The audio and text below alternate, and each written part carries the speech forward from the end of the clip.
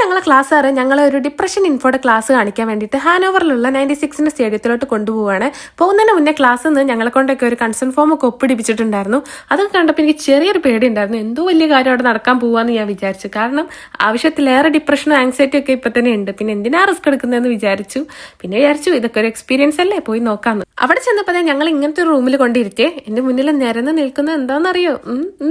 കുപ്പിയും ക്ലാസ്സും അല്ലാതെ എന്ത്. പിന്നെ അവർ പറഞ്ഞു ക്ലാസ് നടക്കുന്നത് 4 ഘട്ടമായിട്ടാണ്. ആദ്യത്തെ ഘട്ടം എന്ന് പറയുന്നത് ഡിപ്രഷനെ പറ്റിയിട്ട് അവർ നമുക്ക് ഇൻട്രൊഡക്ഷൻ ചെയ്തു തരും. രണ്ടാമത്തെ ഘട്ടം എന്ന് പറയുന്നത് ഈ സാധനം വെച്ചിട്ട് നമുക്ക് ശരിക്കും എക്സ്പീരിയൻസ് ചെയ്യാൻ പറ്റും എങ്ങനെയാണ് ഒരാൾക്ക് ഡിപ്രഷൻ വരുമ്പോൾ ഉണ്ടാവുന്നതെന്നുള്ളത്. ഫസ്റ്റ് ടൈം ആയിട്ട് ഞാൻ ഈ സാധനം യൂസ് ചെയ്യുന്നത്. പിന്നെ നമുക്കത് ഒരു 10-20 കിലോ വെയിറ്റ് ഉള്ള ഒരു ജാക്കറ്റൊക്കെ തരും. ഇത് എന്തിനാ തരുന്നതെന്ന് എനിക്കറിയില്ല. എനിക്ക് തോന്നുന്നു ചിലപ്പം ആ ഡിപ്രഷന്റെ കാഠിന്യം മനസ്സിലാക്കാൻ വേണ്ടിയിട്ടാണ്. എല്ലാവരും ഇതേ ഒരു യുദ്ധത്തിന് വേണ്ടിയിട്ട് റെഡി ആയിട്ടിരിക്കുകയാണ്. അടിപൊളി എക്സ്പീരിയൻസ് ആണ്. ഞാൻ ഫസ്റ്റ് ടൈം ആയിട്ടാണ് യൂസ് ചെയ്യുന്നത്. ഞാൻ ശരിക്കും ആ ഒരു റൂമിൽ അകപ്പെട്ട പോലത്തെ ഒരു എക്സ്പീരിയൻസ് ആയിരുന്നു കേട്ടോ. പിന്നെ മൂന്നാമത്തെന്ന് പറയുന്നത് റിഫ്ലക്ഷൻ ആണ്. നമ്മൾ ആ വീഡിയോ കണ്ടപ്പോൾ നമുക്ക് എന്തൊക്കെ ഫീൽ ചെയ്തു, എങ്ങനെ ഉണ്ടായിരുന്നു എന്ന് നമ്മൾ റിഫ്ലക്ട് ചെയ്ത് പറയണം.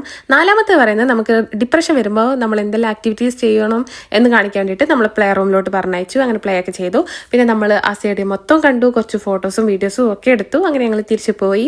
ഇത് നല്ലൊരു എക്സ്പീരിയൻസ് ആയിരുന്നു. പക്ഷേ ആ കൺസേൺ ഫോം ഞാൻ ഒപ്പിട്ടപ്പോൾ ഞാൻ കൂടുതൽ പ്രതീക്ഷിച്ചു, നല്ലോണം പേടിച്ചു. പക്ഷെ അത്രയ്ക്കൊന്നും ഉണ്ടായിരുന്നില്ല. എന്നാലും അടിപൊളിയായിരുന്നു.